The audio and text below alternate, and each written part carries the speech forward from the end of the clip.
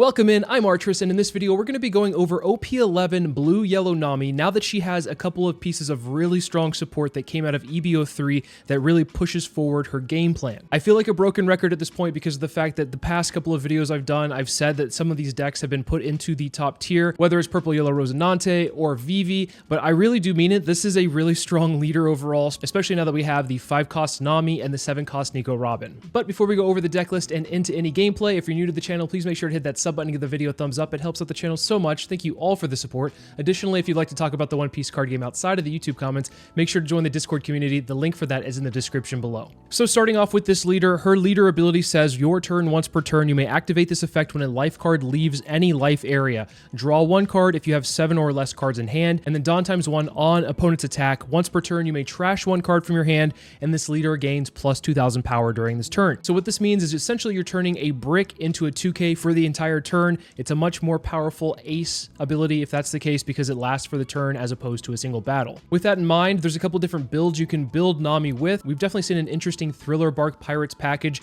start to emerge in the East as of late, but personally, I really like the Toolbox build instead, where you have a bunch of good tempo pieces in the early to mid game, and then in the late game, you can start establishing things that rip life or really block her up like the 10-cost Nugate. So starting off, I'm running 3 Nojiko. This is a 2-cost character that says on play if your leader is Nami, return up to one of your opponent's characters with a cost of 5 or less to its owner's hand. This card was originally intended for the mill Nami, but of course with Blue Yellow Nami, being able to have a great tempo piece for cheap is really important, and so this is a great card for that. Then one of the newer additions that we got more recently is the 2-cost Young Girl. I think it just says Girl in the West. It's an on-play, draw one card and trash one card from your hand, and then activate main once per turn, give up to 1 rested Dawn card to your Nami. So specifically made for this leader because of the fact that you are wanting to put Dawn underneath your leader every turn. So this will allow you to play things on curve and then also put Dawn underneath your leader, allowing yourself to pitch bricks and let yourself be a 7,000 power leader on defense. I would argue that this is a very important piece to open up with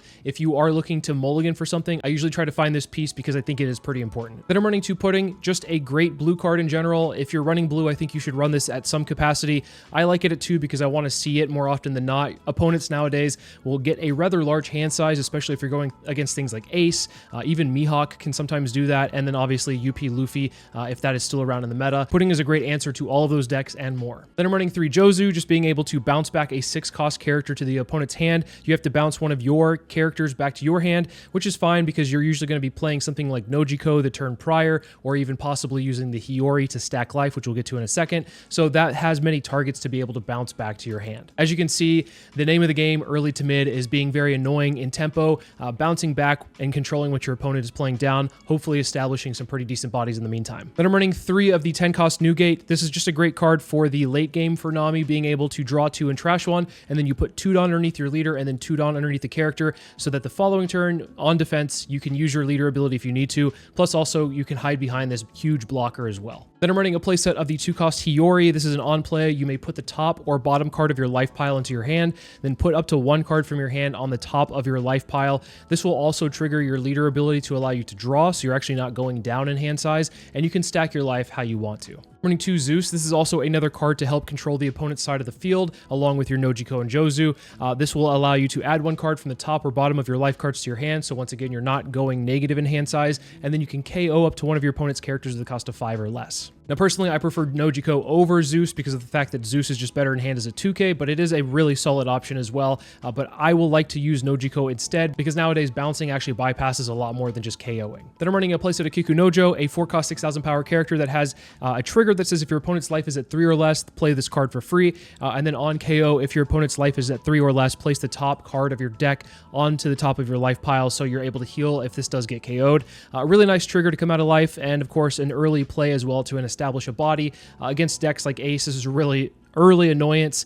They don't really want to have to force you to go up in life. They want to try to burn your life down. And of course, this being a nuisance every turn, swinging for 6 flat is pretty good. Then I run a playset of the Baby 5 2K counter, a 4-cost 5,000 power character. Typically not going to be playing this out as a character. The thing here is that the trigger allows you to draw 2 cards because your leader is multicolored. Then the new Nami that came out in EB03, this card is just a menace and especially does great with this deck. It's an on-play, give up to 1 rested Dawn card to your leader. Then if your opponent has 3 or more life cards, your opponent adds 1 card from the top of their life life cards to their hand, and then on KO, you may turn one card from the top of your life cards face up, play up to one character with 6,000 power or less from your hand. So with this on the field, it does allow itself to be replaced if you want to. Usually you can replace it with the Kiku Nojo. Sometimes if you want to be cheeky, you can replace it with this pudding, especially if your opponent has a really big hand. They might not be expecting this card to come out, so you could actually cheat that out as well. The more important thing here is you're putting a Dawn underneath your leader and you're ripping a life, which allows you to draw off your leader ability. Then I'm running a playset of Kuma. This one is not necessarily being ran in all of the Nami decks, but I still like this card because of the fact that it will help you keep your hand size within that 7 range so that you do allow yourself to get your draw off if you do take your opponent's life. It also helps you heal at any stage in the game, even if you are at 0, unlike the Nico Robin, which is the new card from EB03 that Nami is running. It's a 7-cost 8,000 power character that says on play, you may trash one card from the top of your life cards. If your leader has the Straw Hat Crew type, add up to 2 cards from the top of your deck to the top of your life cards. And then opponent's turn, on KO, you may deal 1 damage to your opponent. So looking at this, I actually think this is a better card than Kuma in general, but there are some scenarios where you will be at 0 and maybe you need that heal with the Kuma. The Robin will not allow you to do that because you at least have to have 1 life in order to do this. So that's the reason why we have 4 Kuma and 3 Robin as opposed to having a full playset of the Robin. But this is also just a really solid card as well. If you can go first, which you actually don't mind going first or second, you have a pretty decent curve either way. That being the whole point of a toolbox deck.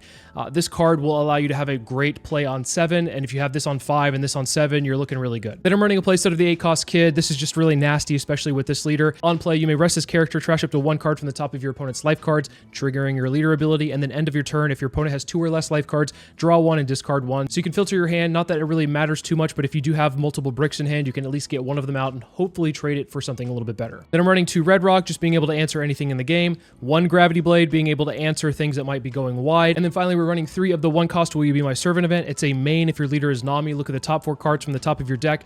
Reveal up to 1 card with the cost of 2 to 8 and add it to your hand, and then place the rest at the bottom of your deck in any order. So it can grab pretty much everything in the deck except for the new gates. This is also a trigger as well. It says activate this card's main effect. So if it does come out of life, you're able to get this for free. I personally like this build a lot more than Thriller Bark, but I think it just fits my playstyle a little bit more. I think the Thriller Bark Pirates package is actually just really good in general as well, being able to cheat out bodies pretty much for free no matter what. You're getting a body out every life. But with this, you have a lot of options for gameplay, whether it's controlling your opponent's side of the field, whether it's burning life or healing up. You have a lot of different things that you can do with this specific deck. We'll go over some of the changes that I would make at the end of the video, so stay tuned for that. But in the meantime, let's take this list into the sim and see how it does. Into Ace, I want to take second away from them. I'm going to instantly mulligan because I didn't like that hand.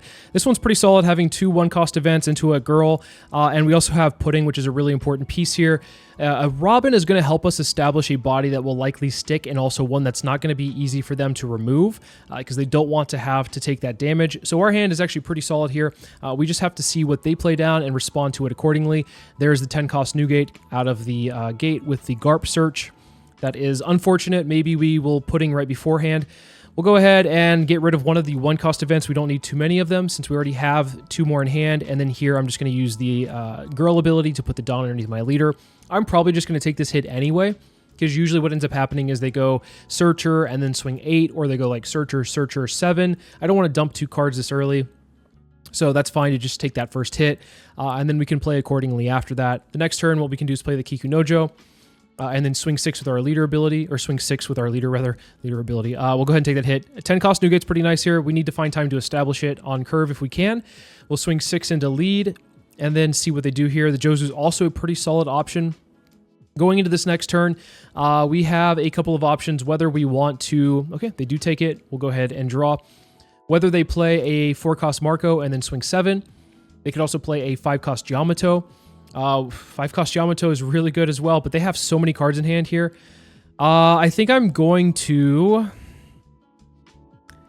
There's a world where I take this, but also I think I'll just take it. Red Rock is a good card to get, especially for their 10-cost. Let's see what we draw into first. I kind of want to Pudding them this turn if we can, but we'll have to see. We could go like 1-cost event. Oh, no Jiko. Okay, that's the answer. We're going to bounce the Yamato back to hand, and then we're just going to Pudding, and then we'll go and swing 6 and 6.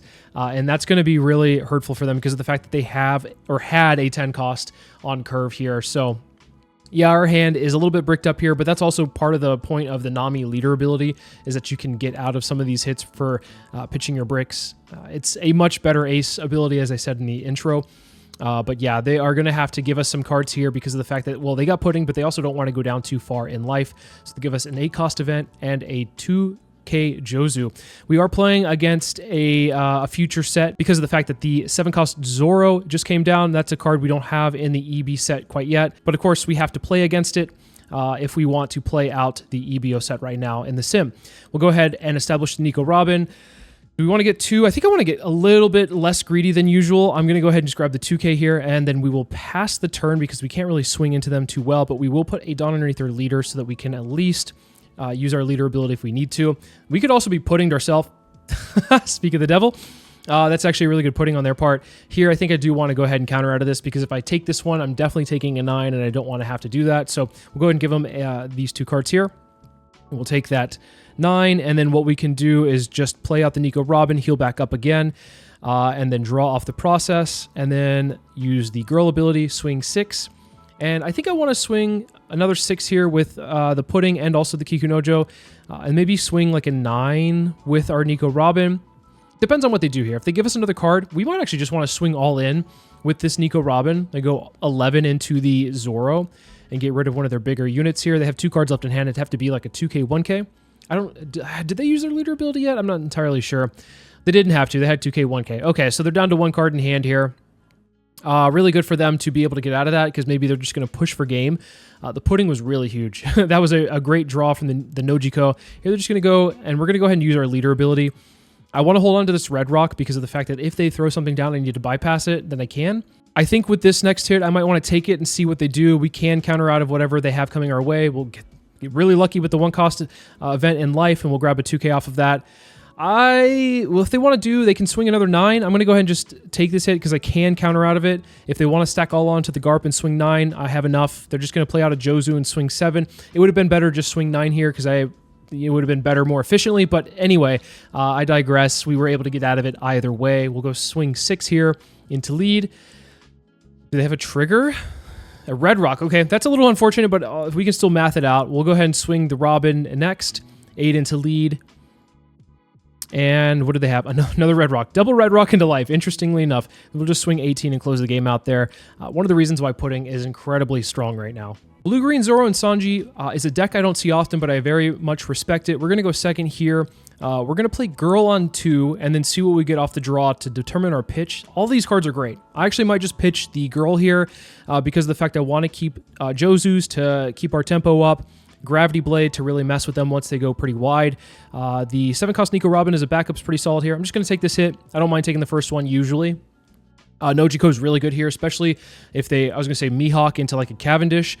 Then we could just bounce like the Cavendish back. Usually that's their opening play. This Mihawk being able to bring out a 4-cost slash type is pretty nice.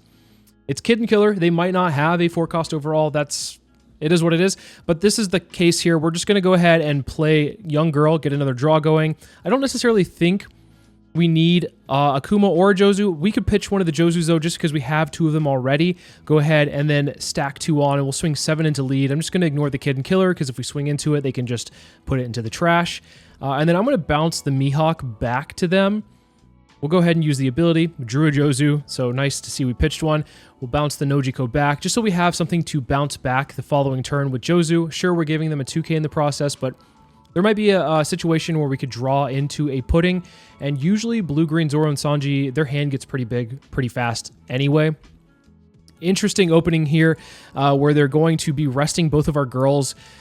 I mean, I think it's a questionable play. I think that they might want to establish a body considering I don't have anything, but I also don't blame them for trying to get rid of this. This is a very important piece to my engine. They're just going to bounce back the Kid and Killer to hand. Totally fine there. Ooh, and we're just going to punish them with the pudding. We'll go ahead and just swing 7 into lead, and then the following turn what we can do is we can use the Jozu if they do establish anything this next turn.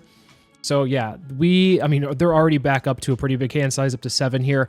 But let's see what they end up tossing down. So it is Mihawk and to Cavendish. What would have been their best opening turn anyway? So they'll probably just swing. I would imagine they'll probably just like swing pretty big here, restand the Cavendish by, okay, this is actually a really solid play from them.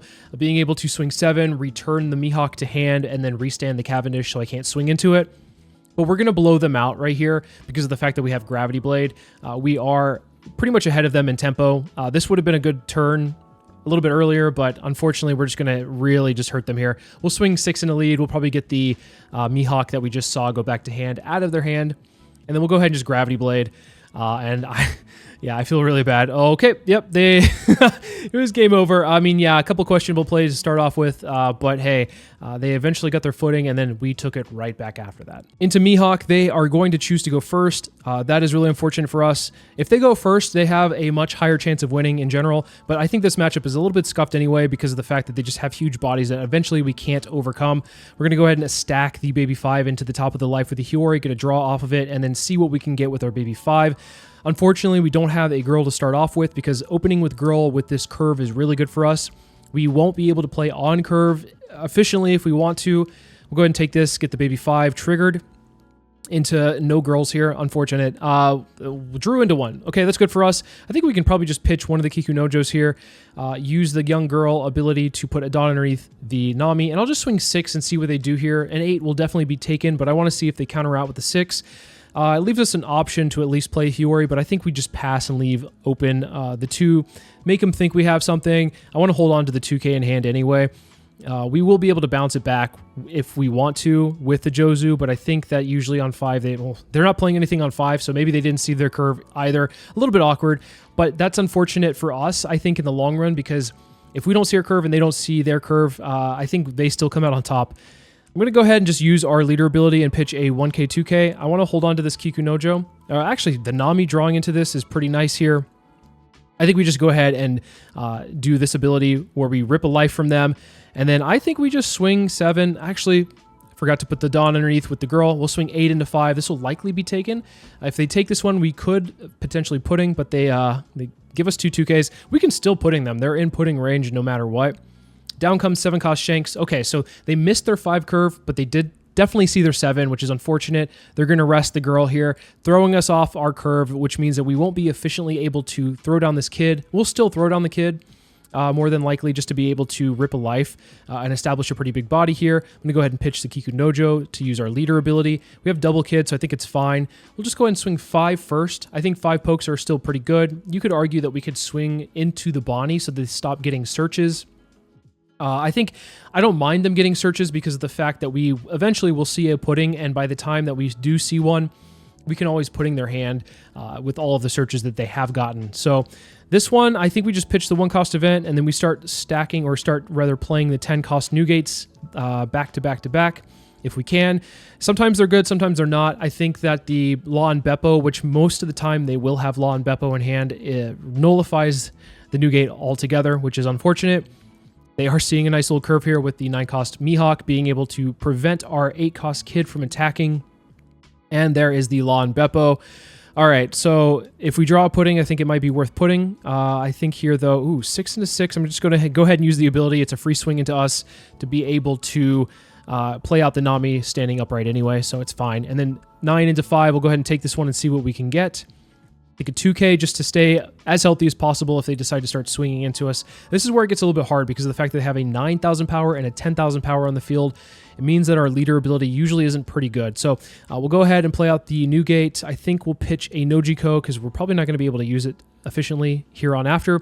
We'll swing 7 into lead and then another 7 into lead here. Obviously, this next turn, they're going to be playing the Law and Beppo. They'll rest our new gate and freeze it, and then their leader will be bumped up to a 7,000 power leader. Very unfortunate. At least hopefully we can get them down to 1 life here, and it doesn't look like we're going to be able to. So they're going to be sitting. We'll go ahead and I guess we could pitch one of them, one of the new gates. We don't need that many. There's a Law and Beppo. They're going to be sitting at 2 life as a 7K leader, and unfortunately our kid is not going to be able to swing. The new gate is not going to be able to do anything. They also have the 1 cost Luffy event, so if they want to eventually freeze the Nami as well, they could. So yeah, it's a little bit of a rough spot here. I think what we're going to have to do is we're going to just have to pitch the kid and then a 1K, because I don't want to go down to 0, although I probably still will go down to 0. I could give them a 2 and a 1 here as well, but this feels really bad dumping my hand in the process of doing this. So we'll go ahead and take that 1 hit. We're going to go down to 1 life, and I think we just have to... We could play Nico Robin, but I think we're just going to have to go ahead and play another new gate and hope that they don't have a way to bypass it. We'll swing 7 into lead here, just poking them down, hopefully getting I was going to say getting life, but it looks like we're just getting cards out of hand. We will eventually do that and get a card draw off of it. We'll get the kid effect to filter our hand. Not that it really matters because we all had like just 1K in hand anyway. And they're going to get a DMG, interestingly enough. I mean, hey, this is sometimes how this matchup goes.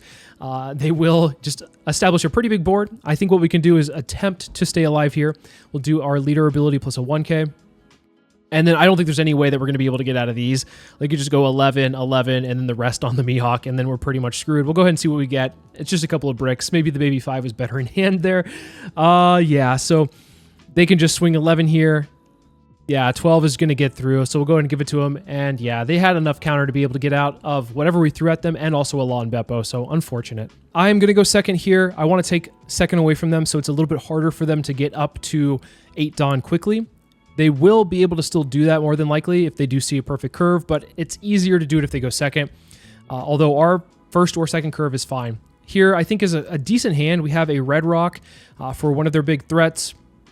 If we need to play a Jozu to bounce back like a Bond Clay, we can. Usually they don't have anything too threatening anywhere from the 4 to 7 Dawn turn. Okay, so I guess we'll just go ahead and play the 1-cost event, see what we can get. We could also do Hiyori, but I think just getting the 1-cost event played out is pretty nice. And maybe getting a second 8-cost kid. Sometimes it's hard to crack through their life, so having 2 of them here might be decent. They know that we have one, which also means that they could be looking to putting us and get that out of our hands, but they don't know we have 2. So that's at least fine. We could do possibly back-to-back kids.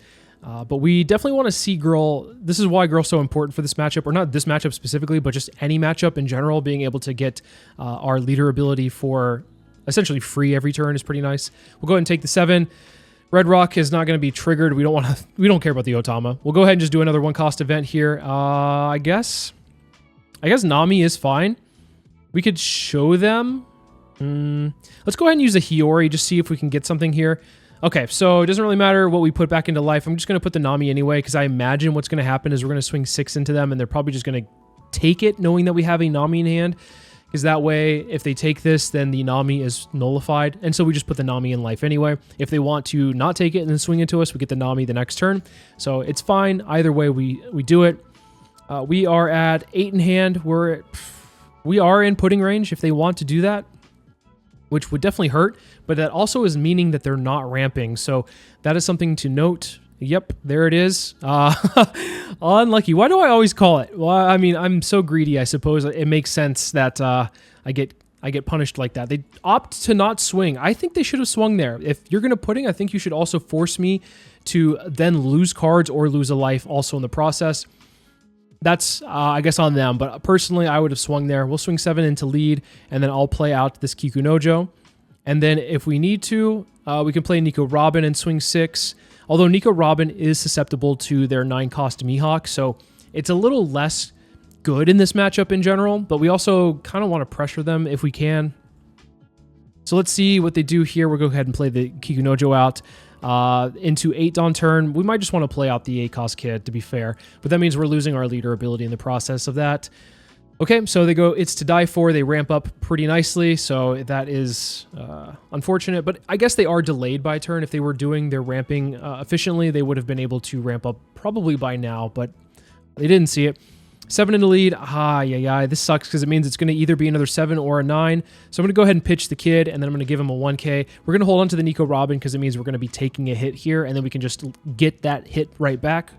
They opt to not. They're just trying to bleed us, I suppose, and get past any of these potential triggers, I suppose. Maybe they're scared of Kikunojo coming out of life, and that I understand. It's always a pain as a UP Luffy player to have a Kikunojo come out of life and have to lose cards out of hand the following turn. Here, they're just going to counter out and stay at 2. That's pretty solid overall. And like I said, there is a potential where they could play a Mihawk, like a Sanji Mihawk this turn. I think that's the worst thing we could see is a Sanji Mihawk. Second being just a regular Mihawk, and then lastly being like an 8-cost. So they grab a Nami blocker. Okay, that's fine. They didn't grab a Sanji at least. Maybe they have one in hand already. Usually they do. There's the Mihawk to bottom deck the 7-cost Nico Robin. Unlucky. And then if they want, they could swing into the Kikunojo. I'm going to go ahead and protect this one because I want to keep the pressure going. If we can swing a 7 and an 8 with this new gate. We'll go ahead and pitch one of the girls because we have another one in hand. We'll swing 7 into 6, an easy 2K from them. And then the 8 into 6 is likely going to be a Gear 2, or it could be a Gum Gum Giant. But I would imagine they're probably just going to give us a Gear 2 because it's a clean +3. The following turn, what we can do, they just take it. Okay, we're fine with that. What we can do here is play the new gate the next turn. And hopefully the new gate that's already on the field is standing upright. It's not long for this world. They have the answers every turn. Okay, so Red Rock to be able to bottom this, and they're probably just going to swing into the Kikunojo. If we want, we could waste. They're going to swing 6? Okay. I was going to say, if they're swinging 6, I'll just go ahead and give them a 1K on that. If they swing 7 into it, I'm just going to give them a 2K and force them to basically waste a swing into the Kikunojo. We'll go ahead and give them a 2K here, and then if they want to swing with the pudding, so be it. It means they're tapped out. They're just going to swing with the Mihawk and guarantee that it gets off the field. So we basically healed for giving them a 2K. That feels good overall. Ooh, okay, that 8-cost kid is actually a pretty good draw. I'm going to go ahead and use it. This means that they have to play very defensively the rest of this game. So we're going to swing 6 into lead, and I think just use the 1-cost event to see if we can get a 2K. 2K is probably pretty solid here, getting baby 5. And then I think we can just pitch a Gravity Blade. I see a blue event. I automatically assume Red Rock. We'll pitch the Gravity Blade because I don't imagine they're probably going to block her up very wide. They usually just do one blocker at a time. Because if they have to block her up wide, then that usually means they're tapping out. And they usually don't want to tap out, especially at 0 life here. So let's see what they do. They also don't really have an answer to this kid. Like, they don't have a clean one. They can't bottom deck it unless they have a Red Rock. They might want to swing into it and see if they can get cards out of my hand. Here comes down the Nami, so it means that the Red Rock option is not something they're going to be running. But this also could mean that they could swing really big into the kid, and it's going to be hard for me to protect it. I only have +4. So if they swing 13, it's dead. If they swing anything less than that, we can protect it, and honestly should protect it, because what we can do, we're sitting at 5 life. We have the 10-cost new gate. We can play the 10-cost new gate out, put down underneath their leader and the kid, swing 7 and 11. They'll give us a 2K, and likely what's going to be a giant plus a 2K. 12 and a 9, we have to protect this. I want to apply pressure this next turn, so we're going to give them 3 cards in order to do so. And then if they want to swing into lead, I'll gladly take a card to replenish what I just dumped. Luckily, it's a 2K. We'll go ahead and play out this new gate. We pitch the kid because they're not healing up anyway. Doesn't really matter. So we'll swing 7 into 6. And then, like I said, it should be a 2K. If we swing 11 into them, it'll be a giant plus a 2K. Or they could just block as well. But I think they want to hold on to this blocker, seeing that I have a 10-cost new gate established this turn as well. So there is the giant... pitching a Roger plus a 2K. So there we go. We got some good cards out of hand. We'll dump one of the bricks to the kid effect, and we have 3 2Ks. So we're looking pretty good as well with them going back into, obviously, their Tendon turn. So this will be if they establish a Sanji into, well, there's a Sanji, I was going to say, into like an 8-cost Roger. Yeah, that would be a really difficult turn for us, because that being in an 8K leader is just sometimes hard to crack through, especially if they have a lot of defensive events, although they will be tapped pretty much out. They have 1 open at that point. Sanji to bring out, what do they have? A second Nami. Okay, so remember a couple turns ago when I was like, okay, they usually don't build out blockers too wide. And I said, this is fine to pitch my only Gravity Blade. Yeah, that was wrong. Oh, well. I think we just take these hits and see what we can do here. I think it's fine because we can block one of them with the new gate. So let's go ahead and just block this other one with the new gate. And now that we have this other third new gate, I think we just play it out. Pitching the kid, and then we'll swing 7. Here we go, getting a 2K. Feels like Groundhog Day. We're just doing the same thing over and over again against them. We get the 2K out of hand. This should be a giant plus a 2K. It's a block. Okay, interesting.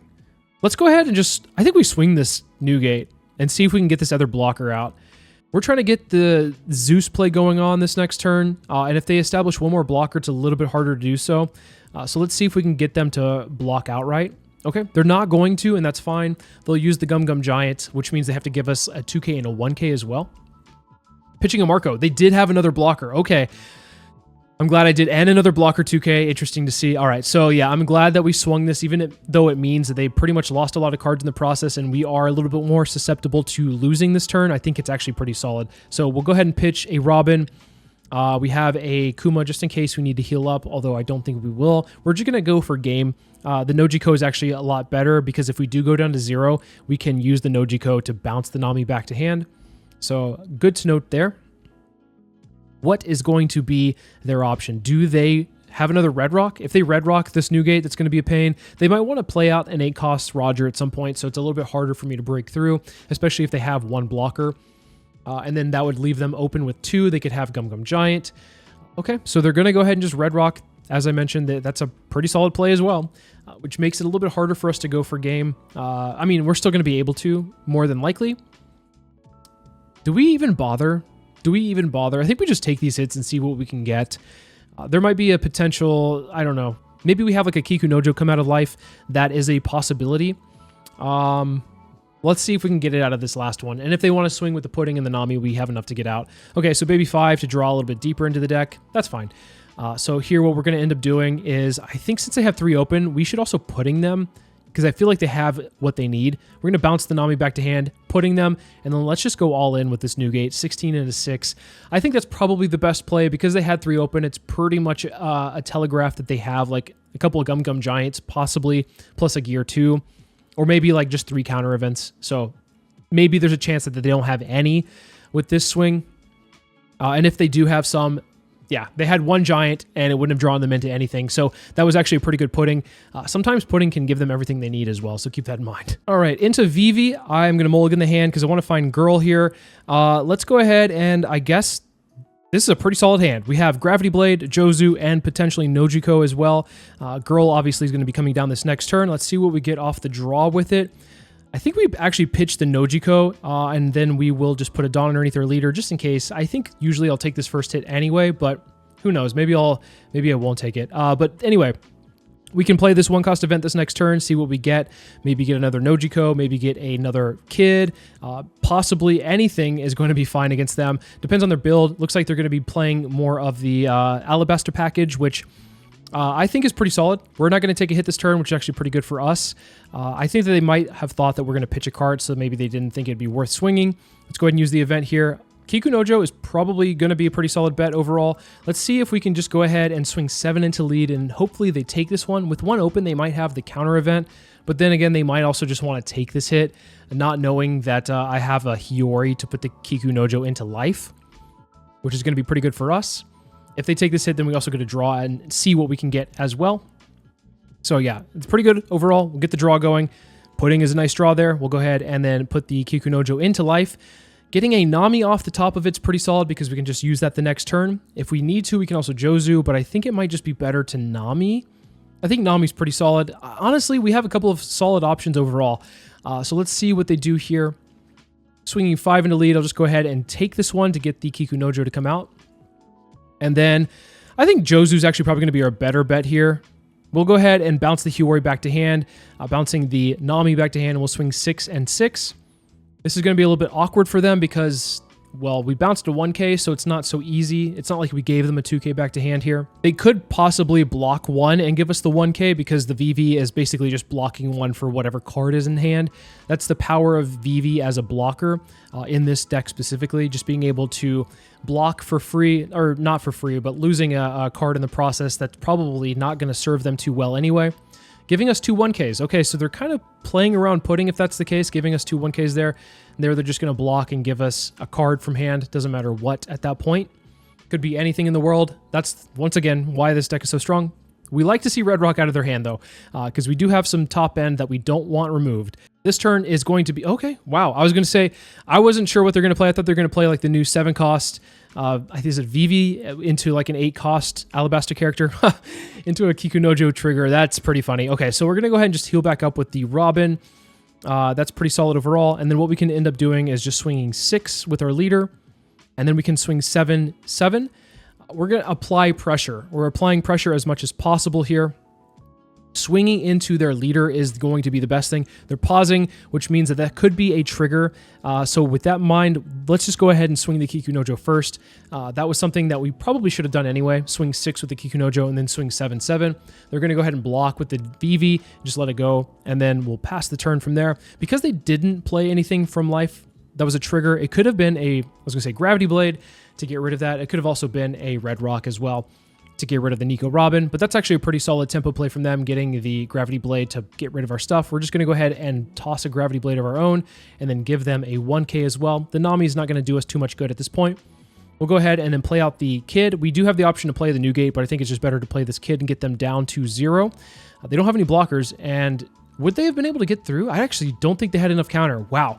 They were pretty bricked up at that point. Kind of got lucky that they didn't have anything. Wow. That's insane. I still think I need to learn that Mihawk matchup a little bit better. It has felt pretty rough, and outside of just recording, I have also struggled with that matchup in general. Maybe Mihawk is just better against Nami, or maybe I'm just playing it horribly. Let me know if there's something I could be doing different there. But otherwise, the rest of the matchups felt pretty good. I think that against aggro decks, you're feeling pretty good because of the fact that you're a 7k leader and it's really hard for them to break through. But with the rest of this deck, though, I really do like what we have here. There are some changes I might want to make. One thing that I really want to consider over possibly Kikunojo is the 4-cost Marco, just being able to replenish your hand. Obviously, you're going to be drawing a lot of cards with your leader ability, but having an additional way to stop an attack, plus also get more cards in hand and see more pieces, I think is pretty important. A lot of people will just ignore the Kikunojo nowadays, which doesn't really do you much good because you want them to attack into it and re-heal you. Obviously, you have the trigger, which is pretty solid, but like I said, people will have answers to it or just ignore it outright. One other thing to note is you could run Slave Arrow as well, which is a nice counter event, being able to return something to hand, like maybe a Hiyori or a Nojiko. That could be a possibility as well. Personally, I don't feel the need to run this, but I could see why you would want to. And then finally, looking at the ratios, you might want to change some of the ratios around overall. You could go for a full playset of the Nico Robin, a full playset of this 1-cost event as well to add consistency to the deck. And then on top of that, you might want to change the Jozu up to a 4 because I think this is also a pretty important piece. You could cut back on the Kumas because of the fact that this is not necessarily a card that is always going to be great, and when it does hit the field, sure, you are allowing yourself to sustain yourself a little bit longer, but really with this deck, you're wanting to keep the tempo up and also force your opponent to be in some awkward situations, so maybe Kuma isn't necessary as much as it was in the past. But with all that being said, let me know in the comments below what you guys think about Blue Yellow Nami. What other spicy additions have you added to the deck that I have not included in mine? Let me know about that as well, and as always, thank you guys so much for watching, and I'll see you in the next video.